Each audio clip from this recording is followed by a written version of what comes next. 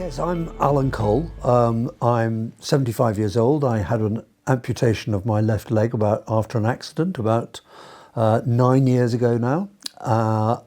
And I have been a doctor, a consultant anaesthetist actually, most of my life, but I'm now retired or just about retired. This happened in a gliding accident. I was a glider pilot and had been a glider pilot for a few years. In brief, I had an accident where I span and crashed it into the ground from about 350 feet and landed nose first. So my legs got all the impact of the journey, but of the crash. And then the next thing I knew was 6 weeks later, because I was apparently in quite a bad shape. I was air ambulanced into the hospital, and I was in intensive care for 6 weeks. No, I think actually I was in intensive care for 3 weeks, but I don't really remember anything for 6 weeks.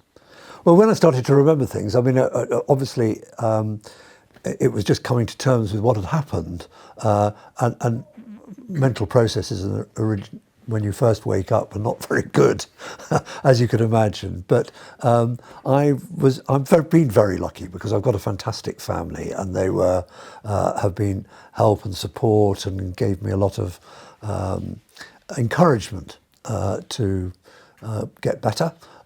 And I was originally in a hospital down in Coventry, but I was brought up to my own hospital, the Leicester Royal Infirmary, after, I don't know, couple of months, and then so the rest of the time in hospital, which was 5 months in all, was spent at the Leicester Royal Infirmary, when I made a decision, because my left leg was so badly damaged that it was going to be best to have it amputated. And when I say I made the decision, yes, I was part of the decision, but a number of other people advised me that would be the best way forward. But unfortunately, my right leg is injured as well, but that has stayed on. But I could go into all the injuries, but they're quite complicated. My understanding is that, as I say, I don't remember any of it, but my wife would probably be able to say much more. But my understanding is that in the first 4 days, I was in the operating theatre for a total of something like 30 hours. So it was a huge amount of surgery was done on my left leg and on my right leg, and also on my back, because I'd broken my back and my pelvis very badly as well. I also had a head injury, and I had a lot of cuts and bruises, and the other injury was I had a lot of ribs fractured. So I apparently was finding it very difficult to breathe, so I had to be on a breathing machine for, I can't remember how long. Well, I wouldn't remember anyway, but I've been told, I think it was about a couple of weeks that I was on a breathing machine. So it was quite a serious accident. Yeah. I suppose I'm fairly fortunate. I'm quite a decisive sort of person, and at one time there was active consideration in my own mind that I would have both legs amputated, because the other one was quite badly damaged as well. But I've got a son who's a doctor. I've got and a lot of other people helping to advise me, orthopaedic surgeons, some were very much in favour of doing reconstructive surgery on my left leg, and others said actually the amputation was the best thing. But at the end of the day, everyone, particularly my family and my wife particularly, really allowed me to make my own decision as to how we went forward with this, and respected my decision. And I think they agreed that the best way forward was an amputation, because, at that time I was 66 and at a reasonably advanced age. And I have, as an anaesthetist, seen many people have really damaged feet and ankles. And my experience, which is quite a significant amount of experience as an anaesthetist, watching these people come back over and over again to have their legs, their bones which had become infected, and one thing after another operation, and they could easily be almost bedbound for 2 or 3 years. And at 66, I couldn't afford to do that. Apart from anything else, my muscles, which were already, wasting away very fast, but if I'd carried on for 2 or 3 years, I think I would have found it very, very difficult to ever walk again.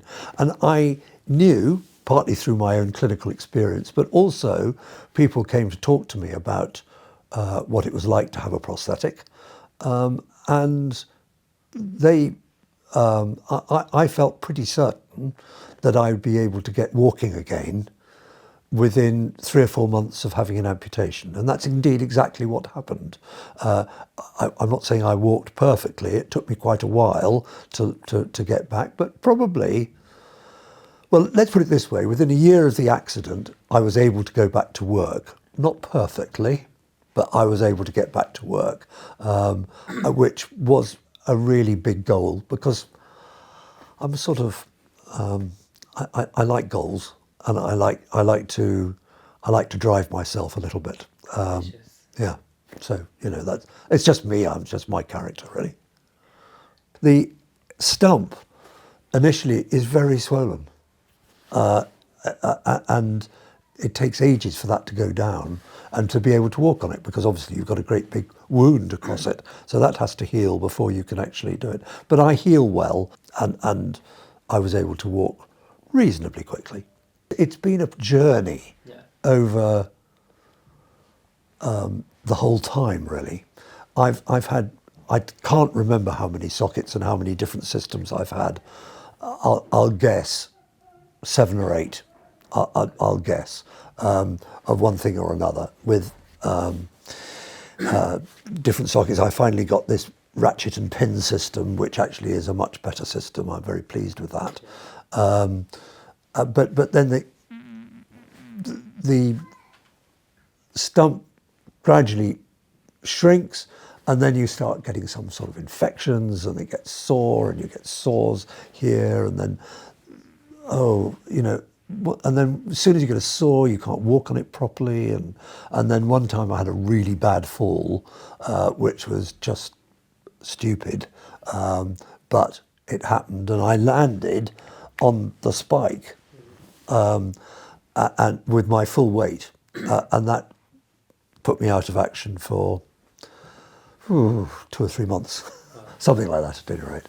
And because it all swelled up with blood, and actually how I treated and managed that is another story, which I might tell another time. But that was interesting to be able to get that. But eventually I got that back on again. So it's been up and down. It's been this. It's been up and down the whole time with the socket system and the prosthesis.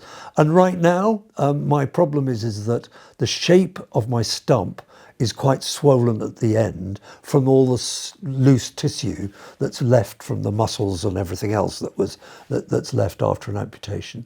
And it would be possible to have that refashioned and get probably a better fit. But my thinking is, now that I'm 75,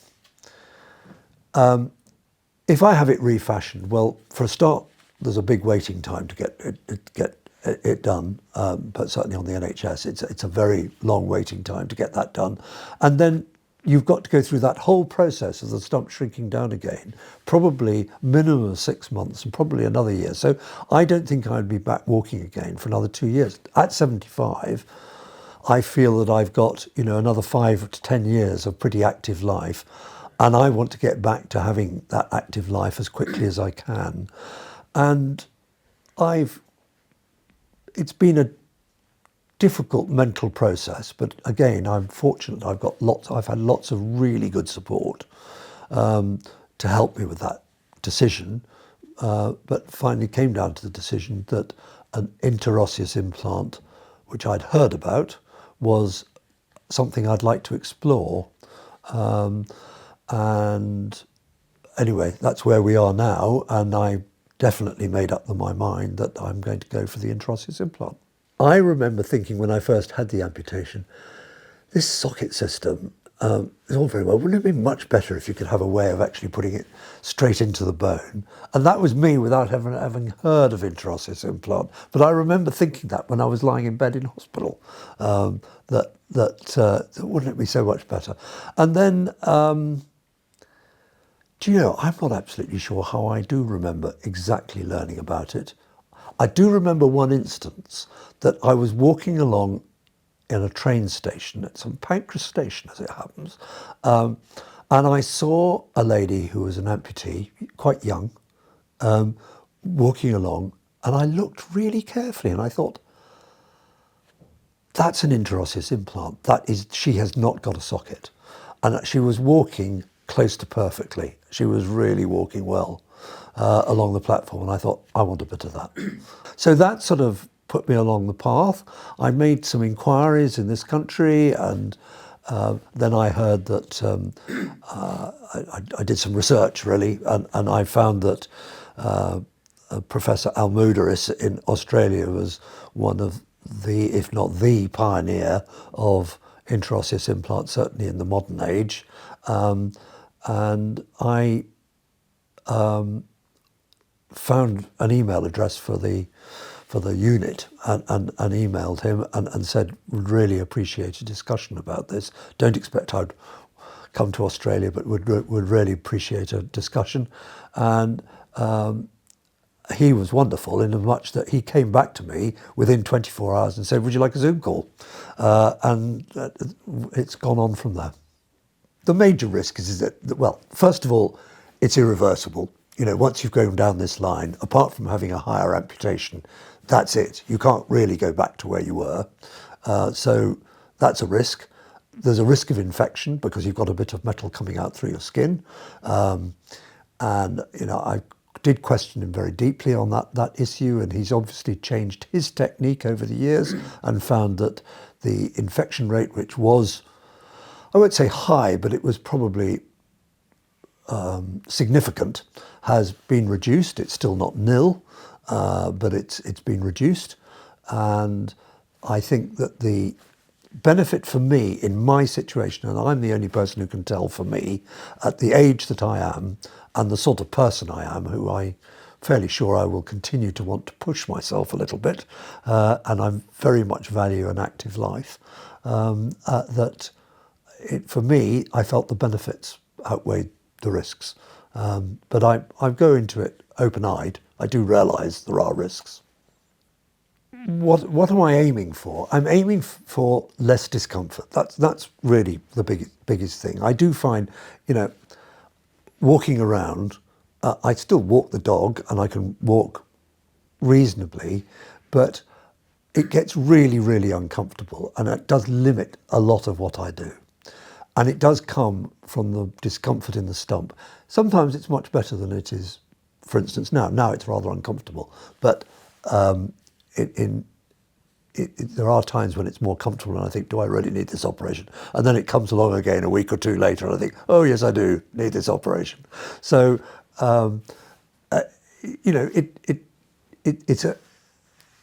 it's one of these just checks and balances that you have to try. I am not expecting to be perfect as a normal two-legged person. That partly because you haven't got an ankle and a foot, which is quite useful in walking, let alone working, but in walking it's quite useful.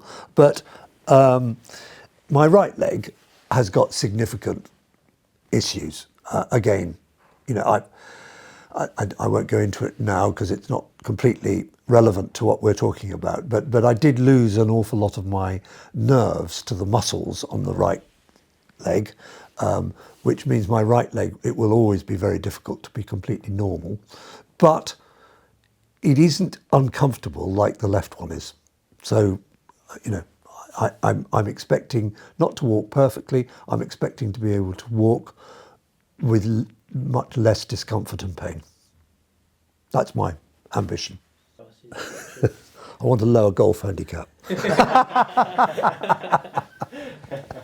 I'm going to just go on one other thing, which I think is worth telling you about, and that is that when I was in hospital, Jenny wrote a blog, and wrote a blog which I can't remember how many people actually were on the blog, but actually reading it. But I think it was something like 200 or 250 people, one I don't know, were reading this blog, and she used to write these stories.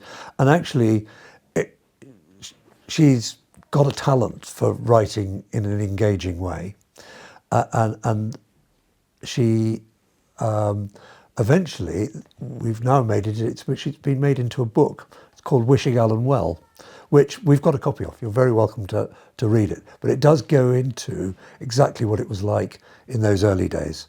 And it will also demonstrate to you exactly how lucky I am to have a family like this. Well, I'm Jenny. I'm Alan's wife.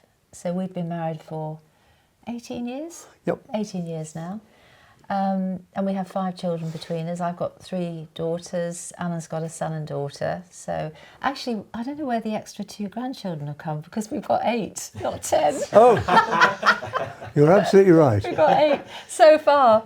That you know of, anyway. Yeah, exactly. We might have another 2, possibly. But anyway, You're right. So, You're absolutely right. So, here we live in Leicestershire, and Alan had his accident actually almost exactly 9 years ago. In fact, it was actually October. October the 19th, wasn't it? It was October the 19th, Yeah. 2015. He had gone off to work early in the morning.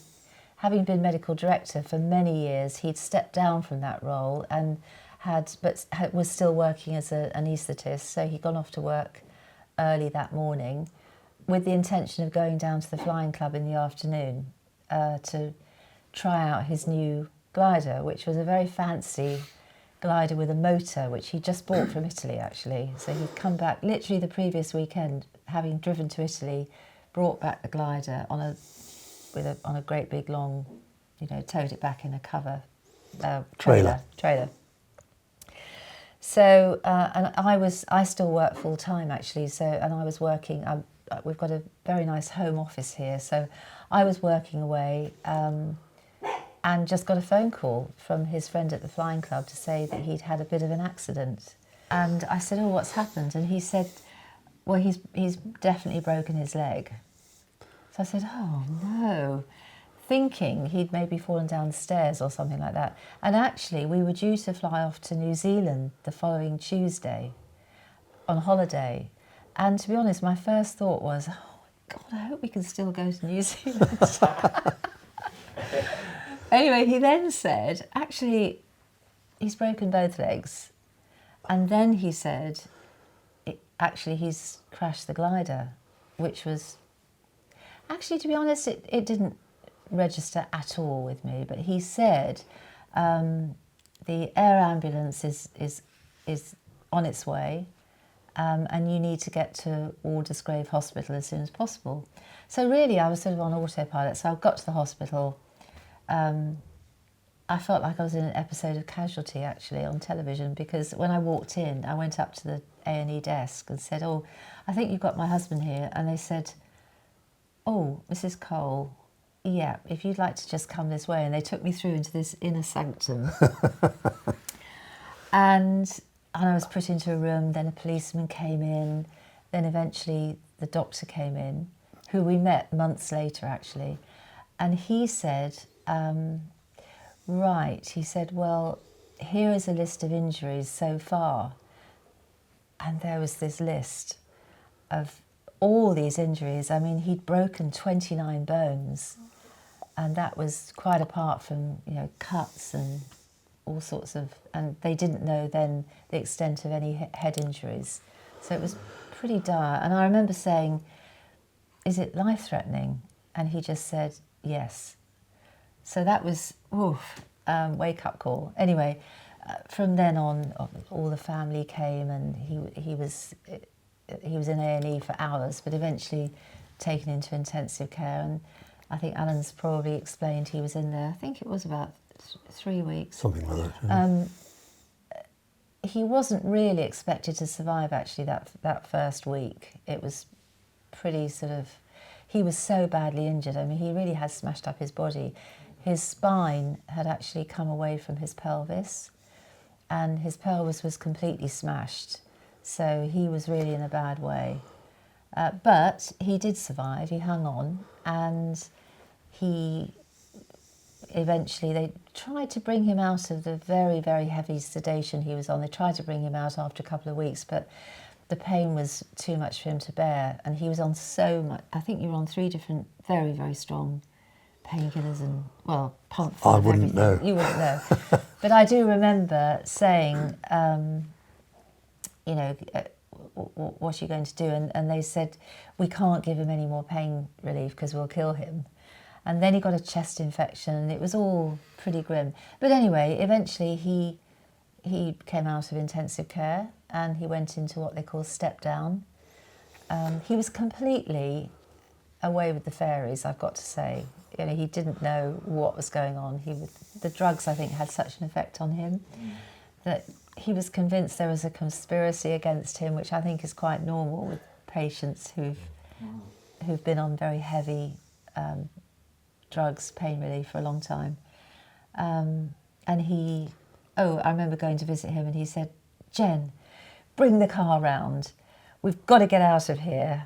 There's something going on in the basement. And it was, of course, it was all complete fantasy. But anyway, he was in hospital 5 months altogether, and then he eventually came home. He was in a wheelchair, obviously, for quite a long time. I can't remember how long now. Well, really, I didn't get really fully out of the wheelchair until after I'd restarted work. Yeah, that's true, actually, yeah, because you were, you were. So I think probably what I learnt from this experience is that when somebody has a very big accident, you know, you may read about it in the papers or see it on the news or you hear about it, but actually it's the ongoing story that's incredible, really. And that's why, really, I started writing this blog, just to explain, because people wanted to know every day. People were saying, what's happening with Alan? How's he doing? So I started writing the blog so that people could just, you know, go online and get the latest, really. And it sort of gathered momentum, really, from there. I think, to be honest, a lot of people said, oh, you know, how are you coping? But actually, I think when something like that happens, you just go through it. And it was okay. I mean, I had a lot of support from friends, and also, of course, from the family. All the kids were fantastic. The night he had the accident, when I'd realised at the hospital the extent of his injuries, I called Nick, Alan's son, first, because he's a doctor, and he told the rest of the kids, and they all gradually came to the hospital. My eldest daughter had just literally had her first child, who was, I think, 4 weeks old at the time, so they came with the baby in a seat and everything. And then the second person I phoned actually was Adam Scott, who's a local surgeon, very good friend of ours. And he and Helen, his wife, came immediately to the hospital. They just dropped everything and came over. And that made a huge difference, because being a medic as well, he was able to talk to the doctors in A&E and explain that Alan was a doctor as well. And it somehow just helped with some of the explanations. And then at the end of that first evening, the kids and myself all came back here. And it was about 3 o'clock in the morning, I think, by then. So first thing we thought was, let's have a glass of wine. So Alan's a bit of a wine connoisseur, although he won't say that. But he does know a lot about wine. He buys a lot of wine. So we thought, right, okay. So we set to, opened a few bottles of wine. And then over the next 5 months, we actually drank quite a lot of it. Yes, I haven't forgiven you yet. And really, from there, to answer your question, it just became part of my life, really. You know, going to the hospital, visiting him. The interesting thing was that after Alan came back to Leicester, to the Royal Infirmary, which I think was after the first 2 months? It was in December. December. Before Christmas. he came back to Leicester, and by then he was fairly much more in his usual state of mind, because he had been quite odd really until then. And then during his recovery, after he was actually released from hospital completely, we were asked by Waldersgrave if we'd like to go back and see the intensive care unit, which is a really good thing, I think, for patients to do, to go back and visit where they were and meet the staff who looked after him. So we did that, and we also met Chris, who was the doctor in A&E that night he was taken in, who, as it happened, was on duty that day. He was amazed to see Alan, because he said, we don't normally see people who've been through A&E, particularly after an accident like that. They've either died or we just don't get to see them again. So he was really pleased to see you. And also, it was interesting because we drove into the car park, and of course to me it's like a second home because I'd been there so many times. Alan didn't have a clue where we were. He didn't recognise anything, and that was weird, I remember. And then we went up to the intensive care unit, and it didn't look, he didn't recognise it at all. And we met the staff there, and so it was quite strange. But I think the other thing I do remember is after I'd started writing the blog, I think somebody mentioned it to the staff in intensive care, to some of the nurses, and they said, what a good idea, and they would actually mention that to other relatives, that it was quite a good thing to do. For me, it was very cathartic because it was just something I got into the habit of doing pretty much every day, not every day, but most days. And I wrote it deliberately in quite an unemotional way. So I wrote it factually because I didn't want it to be gushing and emotional. And I think it was, there were some posts that I wrote loads and loads on. There were also lots of quite funny stories, things that happened, things that Alan said when he was completely out of it. There was the thing about, what was the Harry Potter? Hedwig? Hedwig, yeah. That's right. One day I was convinced that Hedwig was up on those. While he was still in intensive care, when he was out of the coma eventually, and he was able to breathe more or less on his own, they decided to do a tracheostomy, and they put a voice box in so that he could actually talk. And the funniest thing was, he had this frightfully posh accent. And it was so funny. He started talking awfully posh. And I went in one day and he said, hello, Jen, Hedwig's here. and then he said, do have some Prosecco. All the nurses are having it. And it was so funny. It was like he was hosting a cocktail party or something. It's funny old business. It might sound a bit odd, but I don't really remember much about life with Alan before he had the amputation, which I know sounds weird. No, but I think possibly it had such an impact on. It was so life-changing, really, for Alan most of all, obviously, but really for all of us. I mean, he was a very active person before.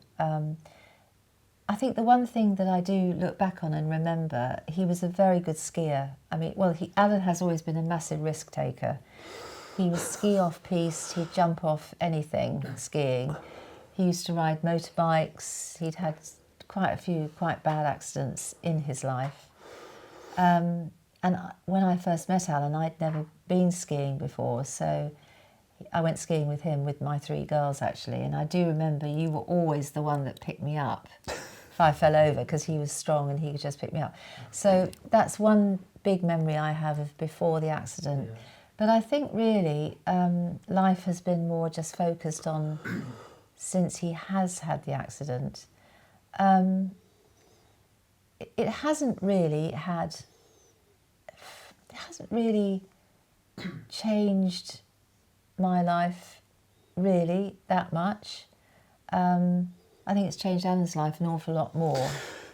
I don't know. We do still maintain a pretty normal life. I mean, you're do. still working Yeah, we do. basically full time, Yeah, and our relationship is we're obviously getting older, but our relationship is still, I think, still based on the same foundations as it probably always I was. think we were very lucky that it turned out he didn't have a major head injury. Yeah. At the beginning, that was a big concern, that he might be really badly brain damaged, but he wasn't. So really, that's been great, and he has been pretty mobile with the socket leg, but I would say in the last 2 years it's had a real impact, negative impact, because I think it's the combination of natural age progression, but it's also because of all the other injuries that he had. He's got a lot of scar tissue all over his body. I mean, he broke not only both his legs, but he broke this arm. I'm not sure if you broke this arm. No. I don't think you did. But his back was really messed up. So, you have been becoming quite stooped in the way of walking, and he has found that I found particularly that he does get very, very tired very quickly, and you expect a lot of yourself, so you get quite irritable, don't you, at times? Mainly with Quite cross myself. with yourself, yeah. Yeah. I don't mean with I other don't get people. you with you particularly. But you do get very cross with yourself. And I think that if he was going to carry on without the interosseous, I think that would get worse. So I think this is absolutely the best choice for him. Alan explained it to me, and I thought, really, from the start, it sounded like a really good idea. I mean, dental implants are well known, and I suppose this is on a much bigger scale, obviously, but you've thought long and hard about it, haven't you, really, as to whether you were going to have it done or not. And I really decided from the beginning it was Alan's decision completely. Yeah, you've always let me have my own decision. I mean, you Yeah. always support me in the decisions, which is very helpful. The option of Poland means that Jen can jump on an aeroplane and come and see me. We have talked to Professor Muderis, and he thinks that I really only need to stay in Poland for just over 2 weeks, if all goes well. So it all just made sense, really, to go to come to Poland. It's just more accessible. It just feels, and to be honest, a very long flight coming back from Australia when you've got this new osseointegration doesn't sound much fun to me. I think I could cope with it for 2 hours on a British Airways flight, but doing it for sort of 24 hours or so from Australia doesn't appear to me to be much fun. So it just made more practical sense is the answer. And Poland has got a very good reputation medically and everything else. So I have no hesitation about going to Poland. I think I felt pretty much the same. I think the other thing with Poland is that if for some reason flying wasn't a good idea, I could drive him back. I could go and get him and bring him back in a car. So, there was that to consider as well. It's just that little bit. It was just if he did have any complications and ended up having to stay in Australia, it's such a long flight back that he could have ended up being stuck there for a lot longer. So I think Poland is a good option. I have been skiing once more. Oh, yes, he has. Since the amputation. It's a thing called sit skiing. You sit on a contraption and you steer with 2 rather substantial poles with your arms. So there's a lot of pressure on your arms to do the turns. And you can't do it without help, really. Yeah. Certainly getting on and off the ski lift, you definitely need help. Yeah.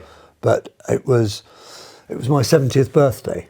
Yeah, it was. And The whole family everyone went. decided, you know, we all talked about it, and I said, I'd love to go skiing again. Don't think, and we found somebody who said, oh yes, this sit skiing is feasible, and found someone who would help me with it. So that's what we did. So I have been skiing. I don't think I'll do sit skiing again.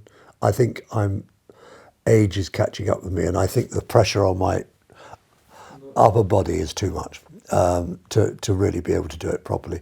But you never know. I love the Alps, and I might get up into the Alps again. This is going to be my convalescent bed, you see. Sorry, do you want me to move this? No, that's absolutely fine. So this would be where your recovery... This is where I'll recover. Yeah. And the slight bit of humour is that there are some rather lovely aeroplane pictures on the wall. Yeah, given everything. Wow, that's beautiful. The Concorde. That's stunning. Beautiful picture. That's gorgeous. If you come in here... Yeah. This is what Jenny did whilst I was in hospital. She got this done so that I had not just a walk-in but a wheel-in shower. Yeah. And even to this day, when I want to have a complete shower and clean my stump, Yeah. this is where I come. Right. Okay. And I do that probably 3 times a week. Is that I wash the shower, wash my stump, and wash everything. Yeah. And the liner and everything, so it's good. Alan Cole successfully underwent his osseointegration surgery, thus progressing on his journey to improved mobility. Under the care of Professor Munjed Al Muderis, Alan was treated at the Paley European Institute in Warsaw, Poland. Alan is now carrying out his rehabilitation back home in the UK. Follow along as Alan continues his journey to improved mobility. For additional information on osseointegration, or to learn more about this cutting-edge technology, contact us at enquiry@osseointegration.org.